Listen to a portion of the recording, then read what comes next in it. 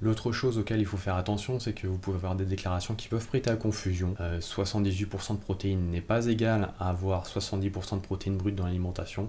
Ça veut juste dire que 78% de la protéine dans l'alimentation est d'origine animale et non végétale. Ça veut dire que vous avez quand même 22% de protéines végétales, ce qui est assez énorme.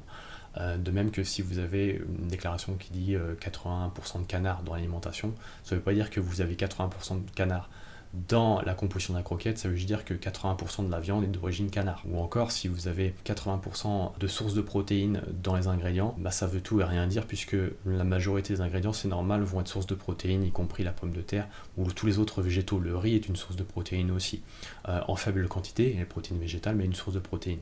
Et puis la dernière chose, c'est que si vous avez une croquette qui indique riche en poulet frais, riche en canard frais ou autre viande, ça ne veut pas dire que la majorité, est loin de là, de la protéine vient de ce poulet frais. La majorité de la protéine, si on a une croquette qui n'est pas faible en protéines, on va venir finalement d'autres sources de protéines séchées, de viande séchée, de viande déshydratée, parce que c'est la seule façon d'avoir une croquette qui n'est pas faible en protéines.